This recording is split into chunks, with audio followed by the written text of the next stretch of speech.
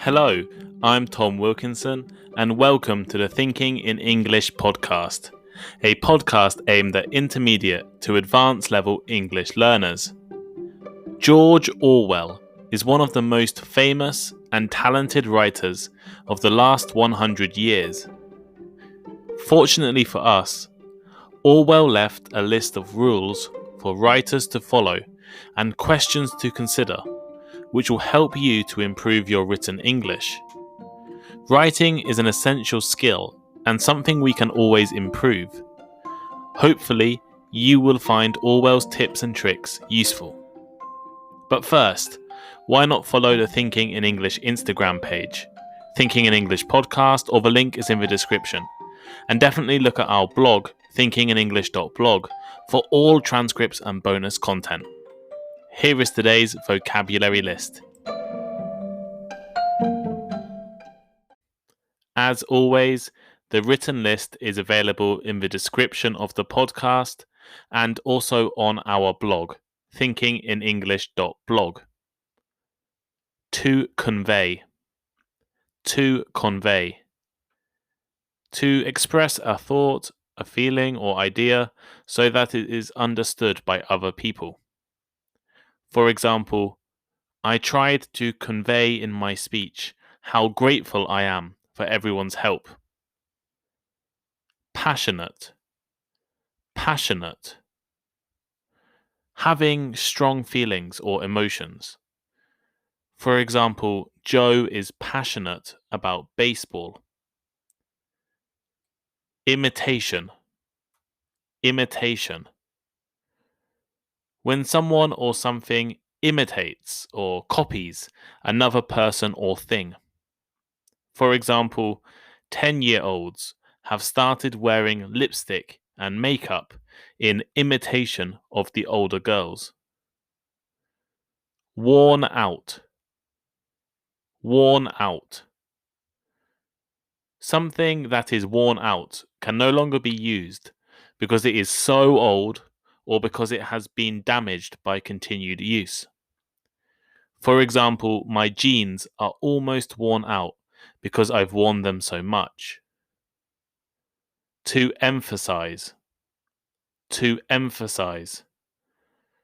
To show that something is very important or worth giving attention to. For example, I'd like to emphasize how important it is for people to learn foreign languages. Jargon. Jargon. Jargon are special words and phrases that are used by particular groups of people, especially in their work. So, for example, business people use jargon all the time. Abbreviation. Abbreviation. An abbreviation is a short form of a word or phrase. For instance, BBC is the abbreviation for British Broadcasting Corporation. And finally, compulsory. Compulsory. If something is compulsory, you must do it because of a rule or law. For example, swimming was compulsory at my school.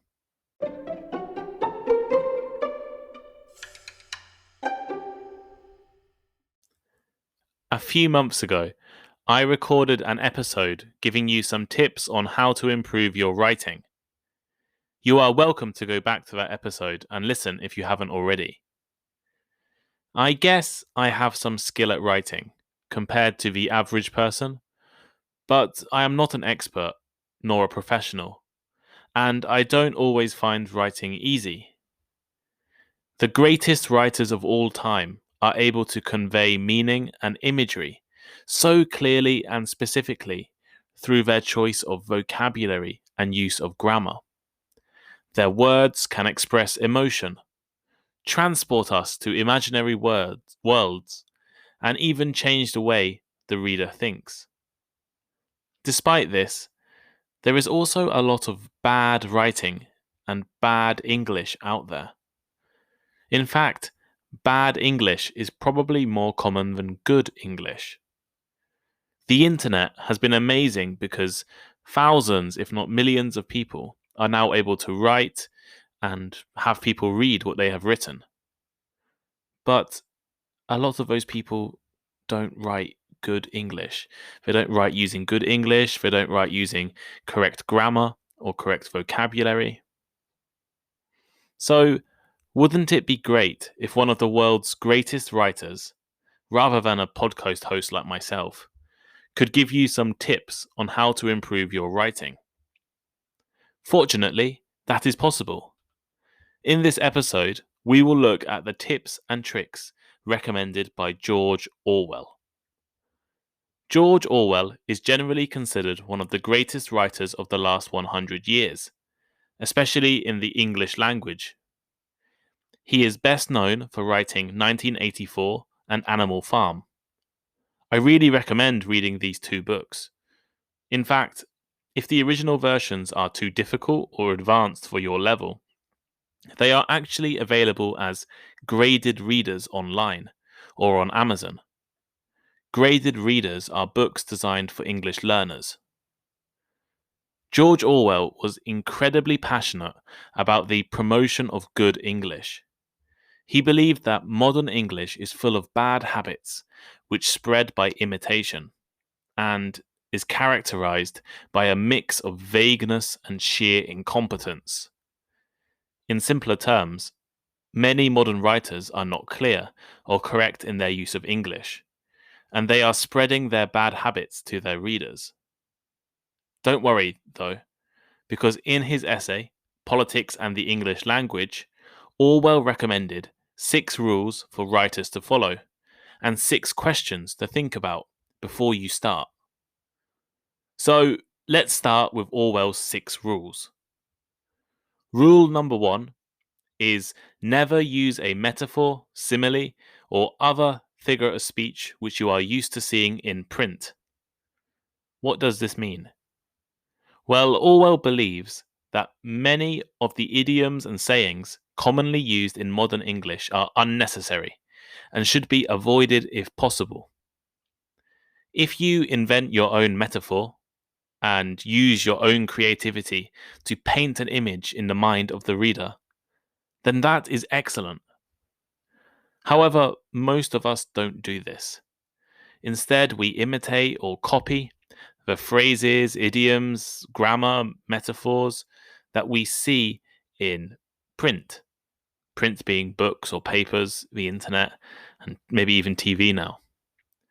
According to Orwell, there are huge amounts of worn out metaphors that have lost their power to create an image in the reader's head and are only used because people are too lazy to invent phrases for themselves.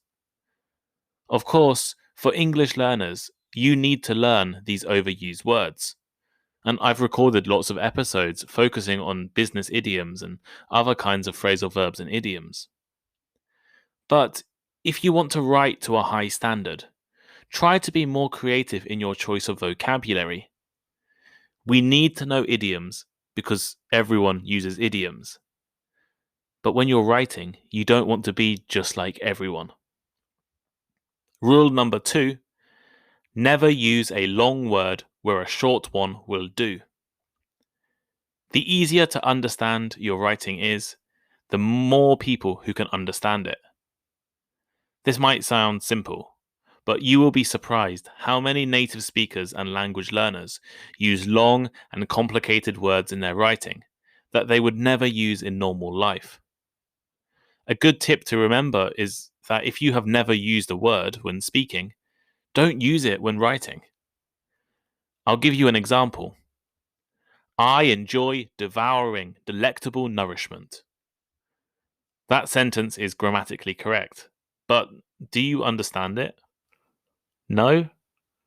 Well, if I followed Orwell's rules, the same sentence would be, I like eating tasty food. I enjoy devouring delectable nourishment, or I like eating tasty food. Which one is easier to understand? Using long and fancy words does not make your English better. Rule number 3. If it is possible to cut a word out, always cut it out. Like Rule 2, this is also a way to make your writing easier to understand and your meaning clearer. Orwell believes modern English is too wordy. This means we use too many words to explain ourselves. If you have used a word that doesn't add any value to your sentence, remove it. The easiest way to start doing this is to stop using adverbs to describe adjectives. For example, instead of saying very hot, try sweltering. Rule number 4. Never use the passive where you can use the active. This is a more controversial rule. Some people love the passive voice and use it all the time. Some languages speak mainly in the passive or use the passive when speaking politely. English is not the same. What is passive, you might be asking? Well, I'll give you an example. Here is an active sentence. Tom ate that apple. Here is the same sentence in the passive. That apple was eaten by Tom. While the active form emphasizes the subject of the sentence, so Tom in my example, the passive emphasizes the object or the apple. There are many situations where you need to use the passive, and it is definitely acceptable to do so. For instance, if you want to write a sentence but you don't know the subject, use the passive. My bike was stolen. I don't know who stole my bike, so I can use the passive. Orwell's rule is about people using the passive when it is not needed. In English, you should always try to write and speak actively. Only use the passive when there is no other alternative. Rule number 5. Never use a foreign phrase, a scientific word, or a jargon word if you can think of an everyday English equivalent.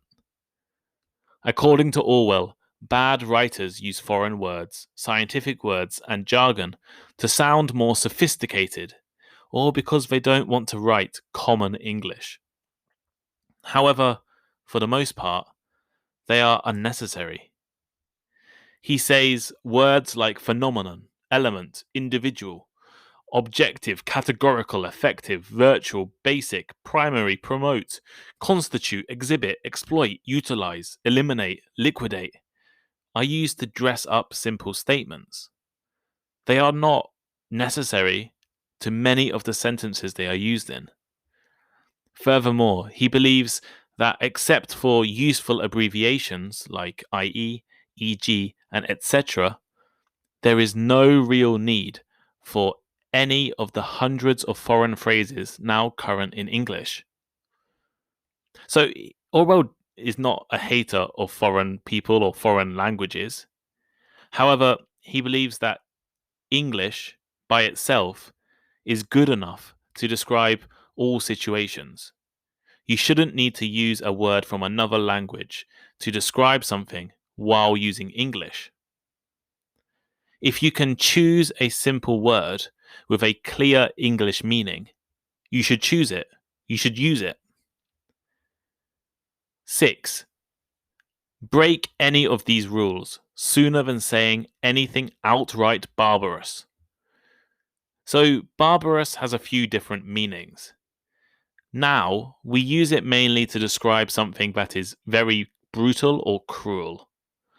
However, when Orwell was writing, it was commonly used to talk about cultures that were primitive or less civilized than the UK. This is what they thought at the time, not what I think now. So, what I think Orwell means here is that if by following these rules your writing becomes low quality or ugly, don't follow these rules. The standard of English writing would improve enormously if writers, including lawyers, online marketers, economists, public sector workers, and even computer programmers, followed Orwell's 6 rules. Students and authors should also listen to Orwell. Importantly, these rules are not compulsory. Depending on the situation, feel free to break any of them or all of them. However, if you follow Orwell's rules, you will become a much better writer. Too often, writing is too wordy in that it has too many words. It is too vague. The meaning is not clear. And it is too pompous. Pompous meaning it's too sophisticated or high class. Normal people cannot understand it.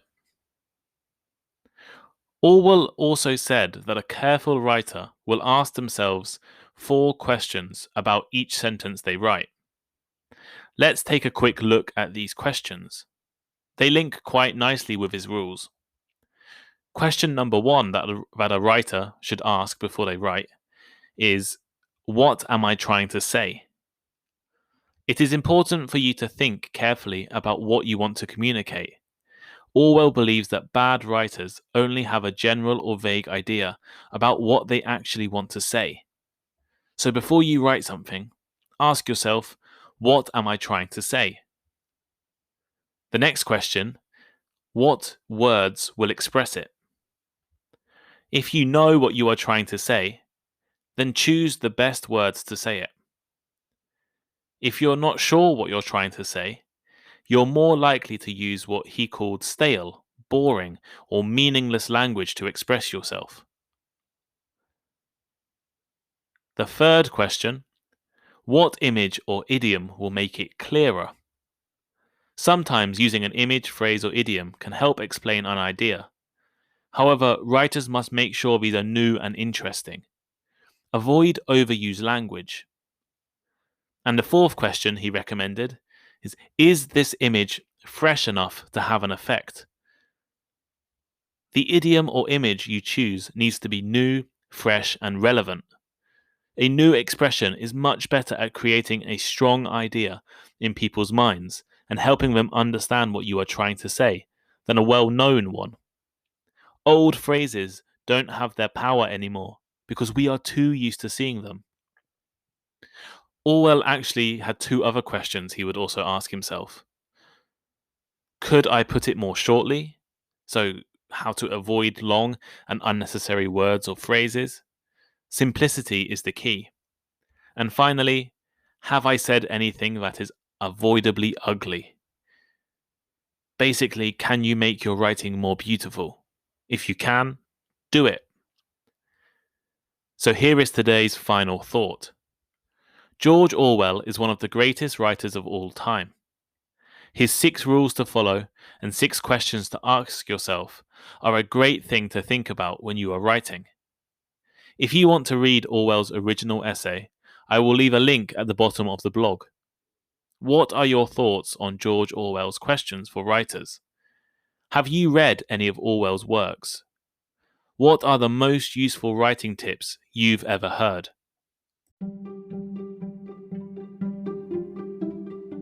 Thank you for listening to today's episode of Thinking in English. Please share with your friends, check out our social media links in the description, and send us a message. We really appreciate all of your feedback. And if you have any ideas for topics or future podcast guests or any other learning format, please let us know. And please leave me a rating. We're now on Instagram. I'm sure you've already seen it, but go there, check it out. Lots of good content about vocabulary, pronunciation, and grammar. And Instagram is a great way to contact me. It's Thinking in English Podcast on Instagram, or the link is in the description. Also, all of the transcripts of the podcast are now available on the Thinking in English blog. Vocabulary list, comprehension questions, and all of the articles are there for you to read. That link is also in the description, so please check it out too. Thank you, and see you next time.